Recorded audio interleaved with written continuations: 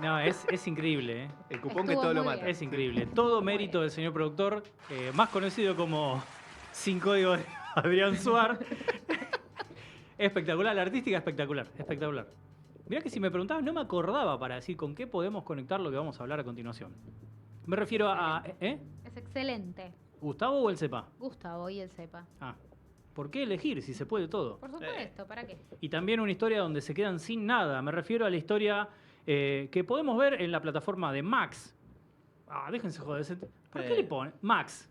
No sé, pero a cada rato tienen que cambiar el Claro. nombre de la plataforma. El Masi. Aparte, Max. Para mí es Max Power. No hay otro. El Masi. Bueno, lo que era HBO Max tiene una docuserie de 4 episodios de promedio, 45 minutos cada uno, que fueron estrenándose, publicándose a lo largo de distintas semanas. Los jueves, durante casi un mes, se fueron estrenando cada uno de estos episodios, medio como que no tiene sentido, de una historia además que ya conocemos, va por lo menos en líneas generales, como para decir, bueno, si va semana a semana, es como te tiene en vilo, a ver cómo va a terminar todo, y ya sabemos cómo terminó todo de alguna manera. Me refiero, porque no había mencionado hasta el momento, es Menem Jr., la muerte del hijo del presidente. Procedo a manosearme la teta izquierda. Es Les pido verdad, disculpas, sí, ¿no? perdón. ¿Por mufa o excitación? Por mufa, Por ¿por qué va no. a ser? Bueno, cada quien Voy a con hacer su este voto. bloque así directamente. Preguntale a la Boloco. Bien, para quienes no hayan nacido, guiño guiño para gente de esta mesa, y para quienes sí nos acordamos bastante de toda esa historia, lo que retrata esta docuserie es sobre el caso que al principio fue un accidente, luego fue un incidente, fue un atentado, ¿qué fue al final? Sobre la muerte del hijo del otrora presidente de la nación, Carlos Saúl Menem, hay que decirlo, lo siento por quienes están manoseándose a diestra y siniestra. ¿Qué pasó? El hijo del presidente, Carlitos Jr., al cual mal le llaman en el docu y en la vida real le decían Carlos Saúl Menem Jr., se llama Carlos Facundo. Bueno, O sea, Junior, Y de última sí. también el Junior es representativo de esa época, porque de última Ay, ponerle hijo. Sí, ya. Junior. Junior. Bueno, Carlitos, muy apartado del ámbito político del presidente, luego ingresa a las esferas del poder y a la brevedad, enseguida tiene esta muerte muy sospechosa, que tiene además algunos antecedentes el gobierno de Carlos Saúl, de Carlito, en relación a posibles atentados, digo posibles en algunos casos, en otros demostradísimo que fueron atentados, el terrorismo internacional metido en la Argentina, la inseguridad a flor de piel y la corrupción como bandera de esta década que hoy encima, o casualidad, están enarbolando. Recordemos, entre paréntesis, el Día de la Mujer, el 8, el Día de la Mujer Trabajadora, el 8 de marzo, hicieron, ni más ni menos que el gobierno actual, tapar, por ejemplo, cuadros de Juana Azurduy por el de Carlos Saúl Menem, el abanderado de la corrupción. Como, El tipo que voló Río Tercero. bueno, uno de esos sucesos que tienen que ver con el terrorismo, con los atentados, con los autos atentados, con las cosas raras que pasaron en el gobierno, sirve de antecedente esta voladura de la fábrica militar de Río Tercero, de la cual hay un documental que si no lo vieron, ya mismo anoten. Se llama Esquirlas de Natalia Garayalde y está disponible de forma gratuita en Cinear. Aprovechen antes de que desmantelen Cinear porque se puede ver. Entran, se registran con un mail y le dan play a la película. Es espectacular. Tremenda, ganadora de un montón de premios también. De los premios de nuestros corazones. Sí, no ganó, no sé si no me equivoco, Sí, algún sí. cóndor dando vueltas por ahí. Esquirlas es tremendo, que retrata en primera persona, ella era muy chiquita y tenía una cámara de video. Sí, una cámara de video y registró en el momento de la explosión, precuela con un poco de su historia familiar ahí viviendo en Río Tercero y lo que dejó todo esto que tiene relación directa con todo lo que se va a mencionar a continuación. Esto ocurrió el 3 de noviembre de 1995. Atenti. ¿Y por qué digo? Porque fue en época electoral. Pero además, en una época en la que el mismo año, el 15 de marzo de ese año, había muerto Carlos Facundo Menem, más conocido como Carlitos Jr. ¿Qué pasa?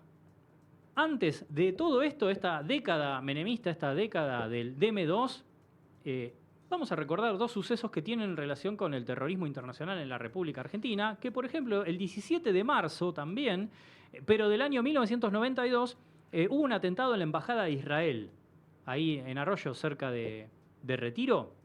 Bien.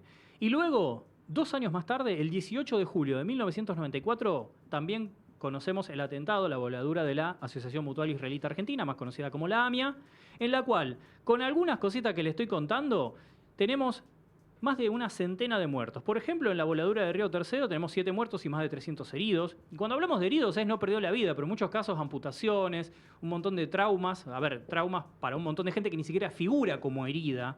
Así que eso desprende de 1000 personas mínimo que fueron afectadas directamente por esta voladura, por esta explosión.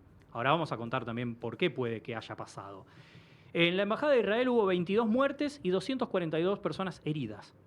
Y en la voladura de la AMIA, 85 muertes y más de 300 personas heridas. Estamos hablando de una década que está marcada sin lugar a duda por la corrupción, la violencia, los atentados, el terrorismo, con de todo.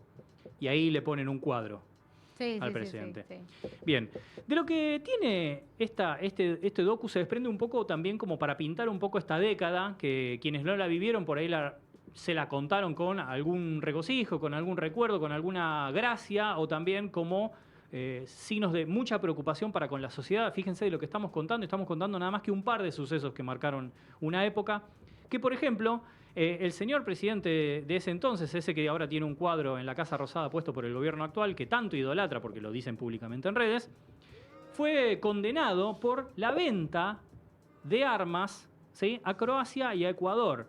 Venta de armas que vos decís, bueno, un gobierno, un Estado puede vender armas. Lo que pasa es que Argentina había firmado un pacto de no violencia y estaba vetado a nivel internacional venderle armas a lugares donde estaba en conflicto. Como por ejemplo con el principal que estamos mencionando, el de Croacia, con la ex Yugoslavia y todo lo que pasaba con esa guerra en Europa del Este. La venta consistió básicamente en 6.500 toneladas de armas y de municiones, de forma de Cayetano, sin decir nada, prohibido además, y a partir de tratar de borrar evidencias, ¿sí?, para que digan, che, están investigando esta venta ilegal. Bueno, para borrar evidencias pasó lo que pasó en Río Tercero, ni más ni menos. A ese nivel estamos hablando. ¿Cómo no vamos a hablar entonces del caso de Carlitos Jr., que piloteaba su helicóptero? Él era un tipo, para quienes recordamos la época, la vivimos, era un tipo muy como enfermo del deporte sobre todo más extremo, ¿viste? Le gustaba el automovilismo, ser piloto de rally sobre todo, le gustaba pilotear helicóptero, le gustaba andar en lancha. Era un tipo que le gustaban los deportes y de esos más extremos que hay que ponerle mucho más el cuerpo. En este momento estaba volando en helicóptero junto a Silvio Oltra, también hablando de todo lo que hablamos. Silvio Oltra era un piloto muy conocido de la República Argentina en ese entonces. Era uno de esos pilotos más conocidos, ¿sí? Como hoy si hablásemos, no sé, de Franco Colapinto, esos pilotos de mucho renombre, eran amigos, obviamente se conocían del ámbito deportivo, y piloteando cerca de Ramallo, el helicóptero hace una maniobra extraña y cae, con muchos testigos vieron que volaba por lo bajo, que atravesaba la ruta, tiene este accidente, y llegan cámaras y filman este suceso, y Carlitos Jr. estaba con vida, con traumatismos severos, ¿sí? Incluso les cuento entre nos, ese video, como pasó en Ramallo, cerca de Junín, ese video circuló mucho, lo vimos mucho, casi como al otro día, y había un montón de secuencias que se perdieron en el tiempo, como por ejemplo, filmar en primer plano con ese video, donde se veían agujeros de bala, donde quien filmaba decía, che, parece que le pegaron unos tiros que hubo un atentado porque está agujereado con balazos, pueden ser esquirlas, pueden ser un montón de otras cosas, pero era como todo muy sospechoso. A nivel nacional en la época era como, che, esto no hay dudas de que es un atentado. Fíjense que un año antes la AMIA, un par de años antes la Embajada de Israel, ese mismo año después lo de Río Tercero, entonces no había dudas. Entonces, a nivel mediático y en el común de la sociedad, mucho no se sospechaba. Era como, no hay dudas, esto es un atentado. Pero a nivel judicial y el gobierno decide que esto fue un accidente, iban a alta velocidad, tocaron un cable y pobre la quedaron. Pasa que también me parece que es un gobierno muy marcado por esta cosa de la impunidad, ¿no? Como que verdaderamente importa más la impresión pública de algunas cosas que cómo se resolvieron judicialmente, por ejemplo. Digo, mucho antes de la condena ya era lo del atentado, lo de la explosión de la fábrica militar de Río Tercero. Digo, ya había una cosa de a viva voz de saber qué era lo que había sucedido. Como no había dudas de que eso se estaba haciendo para encubrir pruebas. Entonces, después vienen todo lo que son los juicios, las condenas y demás. Pero Acá me parece que pasa un poco lo mismo. Lo que sucede es que el caso es verdaderamente ambiguo, entonces, bueno, esas como no se termina confirmando judicialmente lo que podía ser la sospecha de una cuestión social. Sí, además hay otra cosa que en la docuserie no está muy bien reflejado, que era todos nosotros medio que sabíamos entre comillas, teníamos una certeza que es pura posverdad, ¿viste? Es lo que yo creo, ya me parece más que los datos, creíamos nosotros que no había dudas de que había un atentado. Claro, Pero es a tipo, nivel lo que mediático... yo creo y ya no, aparte cuando pasa tanto tiempo, ya no importa lo que se termine resolviendo, porque se hacen tan firmes las Exacto. creencias que ya no importa, ya nadie va a creer. El día que vengan y digan, che, al final lo investigamos, esto es así, la mitad de las personas va a decir, vieron que era como yo pensaba, y la otra mitad va a decir, esto está armado. Claro, Es no hay así. forma de Como van a encontrar... seguir pensando lo que en un principio consideraron. Totalmente. Y perdón, Sí, Flor, sí. pero lo que sucedía en el momento, porque me acuerdo y era un caso que seguía todo el país, era que, bueno, esto ya lo conocemos, los medios hegemónicos siempre están afines con quien ponga una moneda en el bolsillo. Sí, Y en ese lógico. caso el gobierno de Carlos Saúl bancaba mucho, él daba mucha nota, estaba muy bancado por los medios, entonces empezó a desterrarse la idea del atentado mientras él decía que no era un atentado. Y solo había una persona en todo el país que iba de canal en canal, de medio en medio, diciendo, che, investiguen porque esto fue un atentado, que era Zulema, la madre de Carlito Jr., la ex esposa de Carlos Saúl. Acá manda un mensaje de nuestro compañero querido Brian, que dice, un país pagando los caprichitos de los hijos, hijas de Carlos Papá. Una historia que tristemente se sigue repitiendo. Totalmente. Bueno, yo no está en el docu, pero recuerdo que también había sido un escándalo nacional. Por ahí Brian lo recuerda, que le encuentran a Zulemita, la hermana de Carlito Jr., la hija de Carlos Saúl y de Zulema, en la facultad, que estaba haciendo un examen, estaba estudiando, le levantan el pelito así y resulta que tenía auriculares donde le estaban No. dictando las respuestas. Mirá. A ese Grande. nivel estamos hablando no de se te esa... había No ocurrido, sabía. Flor, No, podrías haber tenido el título Claro. mucho Flor, antes. anoto. Ahora es un poco tarde para eso. Sale poco esa tarde, ya está, ya, ya diplomatura te veo en mucho. tiempo récord. Tal cual. Bueno, así estaba marcado todo, era tremendo. Bueno, y la docuserie se enfoca en estos dos caminos. En ese sentido hay que darle mucho crédito a este contenido. ¿Por qué? Porque encara las dos hipótesis de que fue un atentado, va a seguir la línea, va a recorrer muy lenta y detenidamente en esa hipótesis que es la que sostenía Zulema, que era un atentado, con testimonios de periodistas, de jueces, etcétera, etcétera, incluso gente metida dentro de las embajadas, hasta abrimos el camino de lo que puede ser Hezbollah, la vinculación con Irán, con el Líbano, con Israel misma, con Estados Unidos, y por otro lado, también va a seguir casi en línea paralela y con la misma cantidad de tiempo en pantalla, obviamente no hice la estadística, pero a simple vista podemos notar eso, la idea de que fue un accidente por impericia, por negligencia, por un montón de motivos. En el medio, Sí. un montón de cosas que nos van a llevar a un lado y al otro. A mí el docu, la verdad que me gustó. Yo no conocía, la verdad, sobre la Bueno, historia. te envidio, eso de enterarse una historia así desde Fue cero. como la primera vez que me interioricé a partir del docu. Y creo que estaba bueno esto de que realmente te plantea la duda, porque vos estás mirando y decís, no, bueno, sí, fue un accidente. Pues decís, no, bueno, fue un atentado, no, un accidente, ¿no? Un atentado. Es como que todo el tiempo te genera como ese suspenso mismo a lo largo de la historia, y me parece que está bueno como lo cuentan, porque se hace como, bueno, interesante, un poco como lo sostiene también todas las entrevistas que hacen, tiene información, no es que lo sacan de la nada lo que están mostrando.